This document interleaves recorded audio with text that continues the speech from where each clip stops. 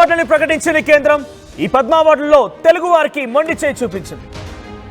పలు రంగాల్లో విశేష సేవలు అందించిన వారికి ఈ పద్మ అవార్డులు ఇస్తూ ఉంటారు. దాంట్లో బోనస్ మాషెట్టి వేదాంత గురు, ఆయన బ్రెజిల్, ఆయనకి పద్మ అవార్డు లభించింది. హర్వీందర్ సింగ్ పారా ఒలింపియన్ గోల్డ్ మెడల్ విన్నర్ కూడా, హర్యానా రాష్ట్రానికి సంబంధించిన ఆయనకు కూడా పద్మ అవార్డు ప్రకటించింది కేంద్రం. భీమ్ సింగ్ భవేష్ సోషల్ వర్కర్, బీహార్ రాష్ట్రానికి సంబంధించిన ఆయనకు కూడా ఈ పద్మ అవార్డు ప్రకటించింది. ఇక పి దక్షిణామూర్తి డోలు విద్వాంసుడు, పుదుచ్చేరి ప్రాంతానికి సంబంధించిన ఆయనకు కూడా పద్మ అవార్డులో చోటు లభించింది. ఎల్ హంగ్ సింగ్ ఆయనకు కూడా వ్యవసాయ రంగానికి సంబంధించిన వ్యక్తి. ఎల్ హంగ్ సింగ్ ఆయనకు కూడా పద్మ అవార్డు లభించింది, నాగాలాండ్ రాష్ట్రానికి సంబంధించిన ఆయన. బేరు సింగ్ చౌహాన్ జానపద గాయకుడు, మధ్యప్రదేశ్ రాష్ట్రానికి సంబంధించిన ఆయన కూడా పద్మ అవార్డు లభించింది. ఇక షేఖా ఏజే అల్ సబాహ్ యోగా సంబంధించినటువంటి దాంట్లో నిష్ణాతులు ఆయనకి ఈ యొక్క పద్మ అవార్డులో చోటు లభించింది. నరేన్ గురుంగ్ జానపద గాయకుడు, నేపాల్కి సంబంధించిన ఆయన, సో ఆయన కూడా ఇందులో చోటు లభించింది.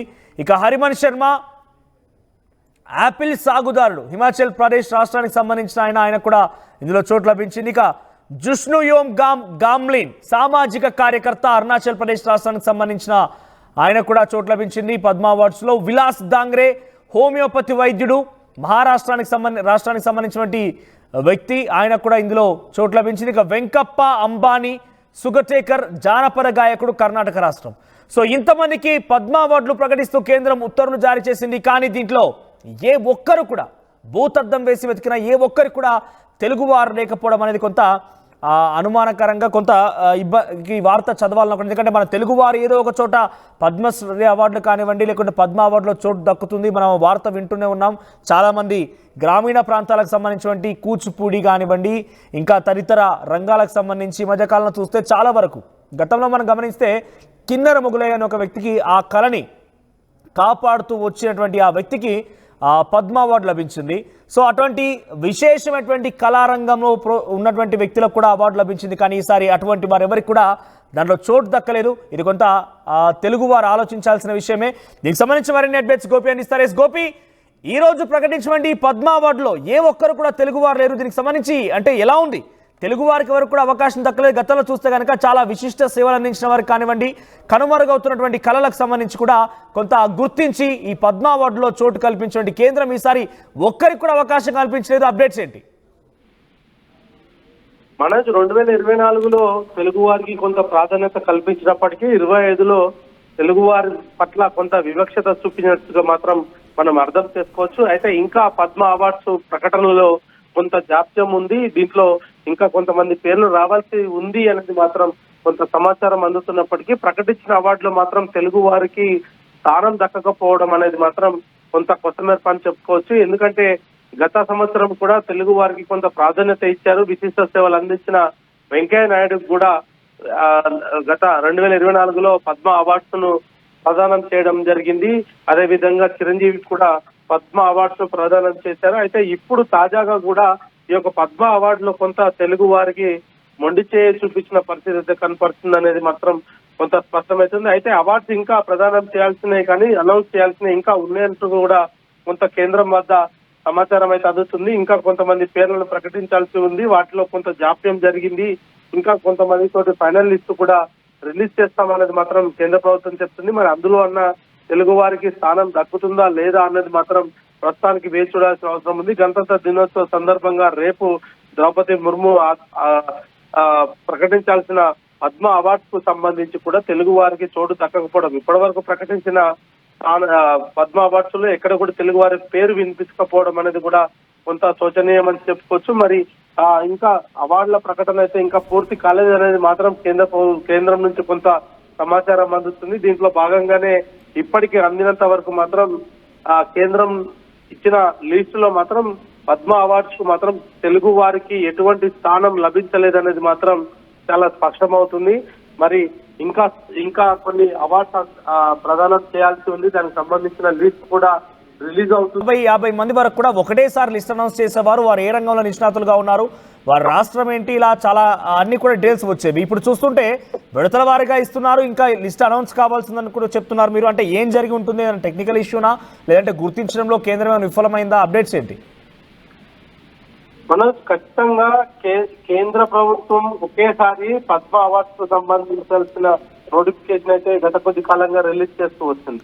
కానీ ఈసారి మాత్రం కేంద్రం రిలీజ్ చేయాల్సిన లిస్ట్ లో 2-3 విడతలుగా మాత్రం ఉంది అనేది మాత్రం స్పష్టం చేస్తున్నారు. అంటే ఈ రోజు రిలీజ్ చేసిన లిస్ట్ లో తెలుగు వారి పేరు దక్కలేదు. రేపు గణతంత్ర దినోత్సవ సందర్భంగా రేపు లిస్ట్ అనౌన్స్ చేయాల్సి ఉంటుంది.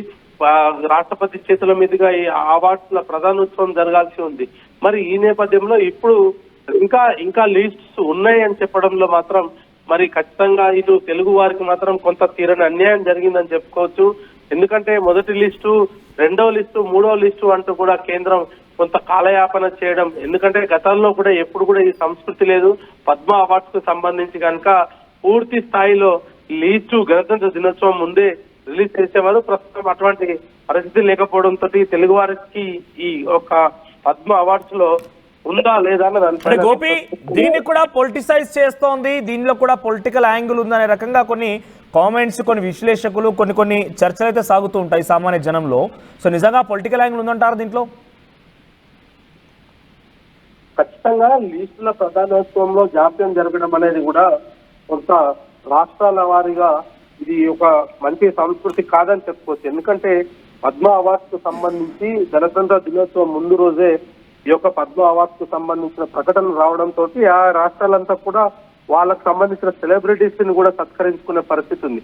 ఎందుకంటే గణతంత్ర దినోత్సవం రోజునే పద్మ అవార్డ్స్ ప్రధానోత్సవం జరగదు. దాని తర్వాత ఒక డే చెప్తారు. ఆ తర్వాత ఈ పద్మ అవార్డ్స్ విన్నింగ్స్ వాళ్ళకంతా కూడా రాష్ట్రపతి చేతుల మీదుగా ఈ అవార్డ్స్ ప్రధానోత్సవం జరుగుతుంది. కానీ అంతకు ముందుకే ఆయా రాష్ట్రాలంతా కూడా ఎవరైతే పద్మ అవార్డ్స్ పొందారో వాళ్ళకు కొంత సన్మాన కార్యక్రమాలు ఇట్లాంటివన్నీ ఏర్పాటు చేస్తుంటారు. కానీ ఈసారి తెలుగు రాష్ట్రాల నుంచి కూడా ఎటువంటి పేరు లేకపోవడంతో రేపు గణతంత్ర దినోత్సవం సందర్భంగా తెలుగు రాష్ట్రాల్లో ఈ యొక్క పద్మ అవార్డ్స్ కు సంబంధించిన సెలబ్రేషన్స్ లేవనే మనం ఖచ్చితంగా చెప్పుకోవచ్చు.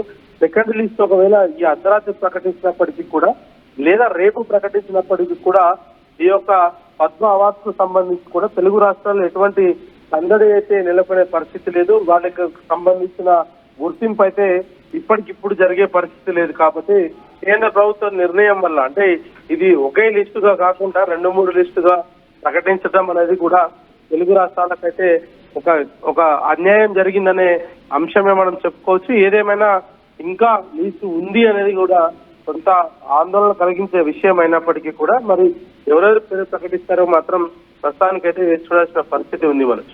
రైట్ గోపి. సో మొత్తం మీద పద్మ అవార్డులు ప్రకటించిన కేంద్రం, దీంట్లో తెలుగు వారికి చోటు లేకపోవడంతో అంటే ప్రస్తుతానికైతే ఇంకా ప్రకటించాల్సి ఉంది, కొంత ఆలస్యం అవుతున్నట్టుగా తెలుస్తోంది. మా ప్రతినిధి గోపి చెప్తున్న ప్రకారంగా ఇంకో విడత కూడా వచ్చే అవకాశం ఉన్నట్టుగా తెలుస్తోంది. మరి చూద్దాం ఇంకో విడతలో అయినా కనీసం తెలుగు రాష్ట్రాల ప్రజలకి, తెలుగు వారికి అవకాశం దక్కుతుందా అనేది. ఇప్పటివరకైతే సుమారుగా 10 నుంచి 12 వరకైతే ఈ పద్మ అవార్డు ప్రకటిస్తూ ఉత్తర్వులు జారీ చేసింది. దాంట్లో బోనస్ మాషెట్టి, వేదాంత గురు బ్రెజిల్, ఆయనకి పద్మ అవార్డు దక్కింది.